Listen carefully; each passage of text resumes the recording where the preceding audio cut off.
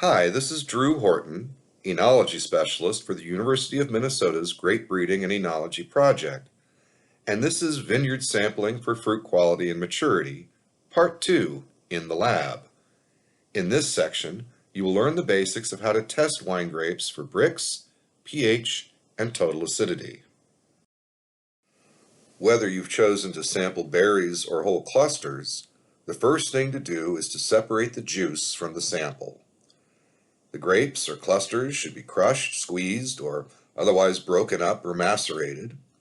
This can be done by hand in a plastic bag, or by using a small grape press, or you can crush and squeeze clusters in a clean plastic bucket. You can then squeeze juice out of an open corner of a plastic bag, or juice from macerated grapes can be pressed or pushed through a large strainer or colander. No matter how you obtain your juice sample, be sure to get enough juice to test for Brix, pH, and total acidity. Depending on your testing equipment, you will need between 100 to 300 milliliters of juice. It's not absolutely essential, but if possible, your juice sample should be clarified, even partially, in order to reduce the gross juice solids that may interfere with testing accuracy. Simply leaving the sample to allow gravity and time to settle the sample may be sufficient, as the juice solids will slowly fall to the bottom of the container, leaving clean juice above. Even just 30 minutes of settling can suffice. Some folks simply pour the juice through a funnel with a coffee filter or a paper towel. The very best way is to use a centrifuge, but not many small wineries can afford one.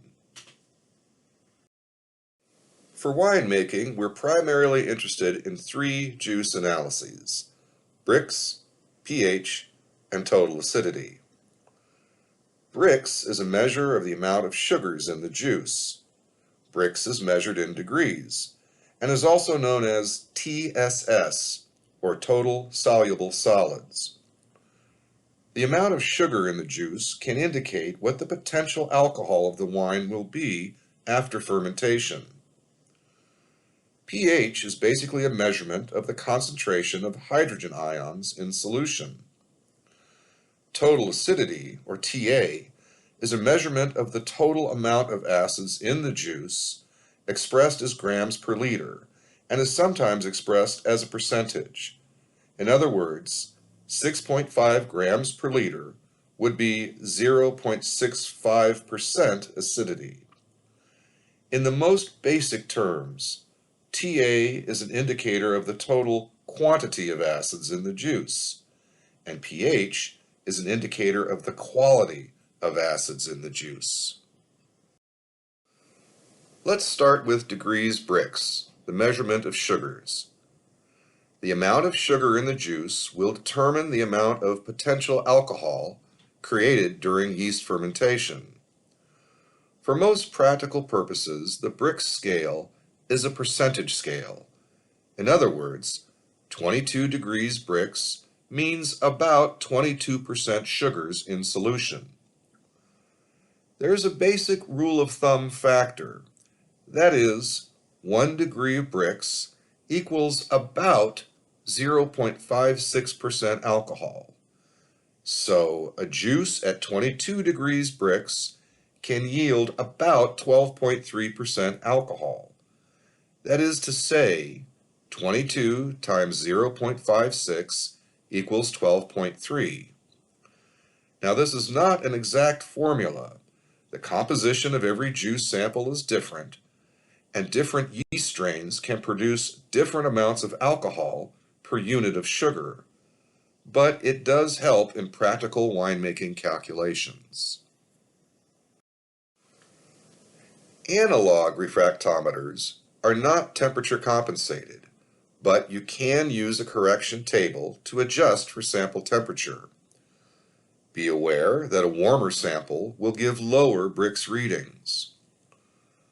Most of the new digital refractometers are automatically temperature compensated, and it makes them well worth the extra expense. It's always a best practice to calibrate your refractometer with distilled or deionized water prior to using it. Never forget that once yeast fermentation has started, one must use a hydrometer, because the alcohol being created will interfere with the refraction of light, and thus the accuracy of the refractometer. Here is an analog type refractometer. They work well to measure sugars in juice for most purposes, as long as your sample is close to 68 degrees Fahrenheit or 20 degrees Celsius, and you can calibrate daily or even with each use with distilled or deionized water. All you do is open the cover slip, put a few drops of juice on the lens, replace the cover slip, and look through the eyepiece to read where the blue line falls on the scale. In this case, the Brix scale is on the far left. Keep the lens and cover slip clean and dry when not in use. You can find them for about $40, but again, they don't have temperature compensation, and a warm sample will read lower than actual. This is an example of a newer digital handheld refractometer with built-in temperature compensation.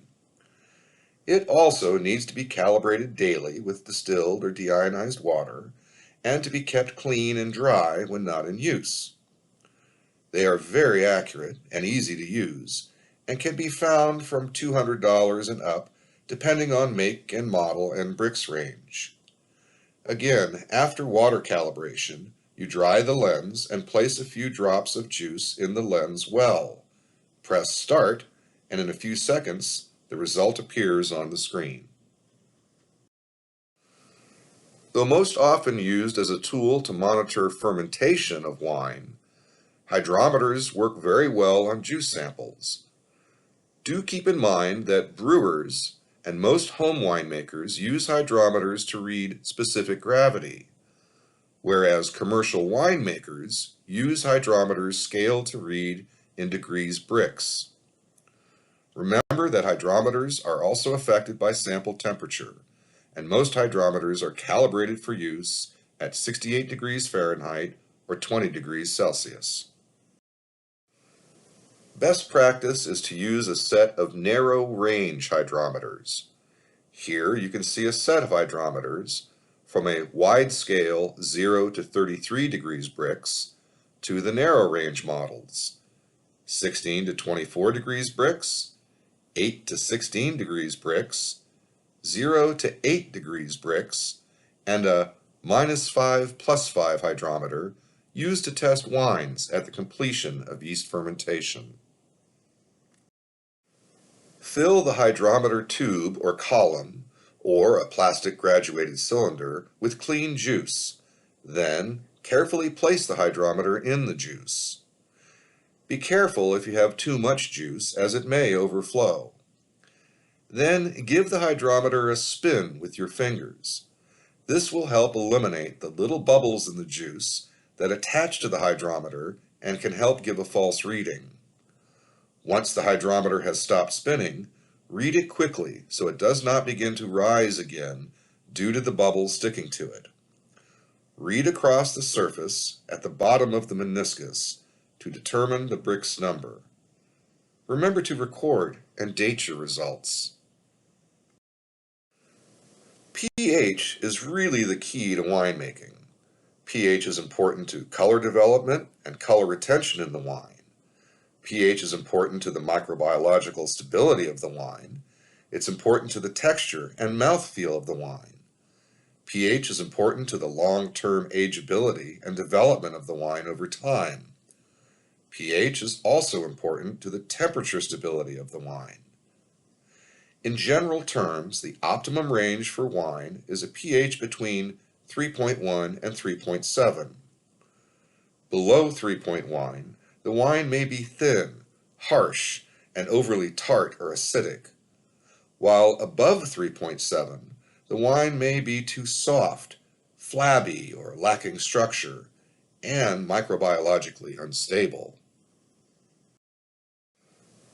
The better the pH meter, the better the resulting information, and you usually get what you pay for when you spend more. Cheap paper test strips are really not accurate enough, and a cheap pocket pH meter is not very accurate either, and pH is just too important to use a cheap meter. A good pH meter can cost between $100 and $1,500. pH meters must be well cared for and maintained, and they should be 2-point calibrated daily at pH 4.0 and 7.0. These buffer solutions used for calibration need to be replaced every 6 months. Note that many pH meters use glass bulb probes that may need to be refilled and cleaned from time to time. Always use care and check the manufacturer's recommendations. At the beginning of the day, do a 2-point calibration of your pH meter per the manufacturer's recommendations. Then rinse the probe and keep it in a small container of clean distilled or deionized water. To use, prepare a 30 milliliter or 1 ounce sample of the juice, and then insert the calibrated pH probe into the sample and wait for the result to stabilize. Rinse the pH probe with deionized or distilled water and maintain the probe in a proper storage solution. It's always best practice to date and record your result. Formally, what we call total acidity is really total titratable acidity, or TTA, but it is most often referred to as TA. TA is an empirical measure of all of the acids in a given juice or wine. Grapes contain tartaric acid, malic acid, and small amounts of others like citric acid. High acidity is common in many cold climate grapes, and there are certain techniques to moderate this. Acids give structure, ageability, and microbiological stability to wine. And though TA and pH are somewhat related, it is not a one-to-one correlation. As stated previously, TA is about the quantity of acids in grams per liter, whereas pH is about the quality of the acids in a given wine. The structure that these acids provide will affect the mouthfeel and long-term aging potential of the wine. Determining total acidity is easy and requires some very simple equipment to do a titration. There is a method that uses a starch indicator solution in order to determine the titration endpoint by a color change, or you may use a pH meter to determine the endpoint. Both techniques use a weak solution of 0.1 normal sodium hydroxide for the titration. A small sample of juice is placed into a vial, and some distilled or deionized water is added, and then you slowly add, drop by drop, the sodium hydroxide, until either you see the starch indicator color change, or you reach an endpoint pH of 8.2. You calculate the result based on the amount of titrant used to reach the color change or pH endpoint.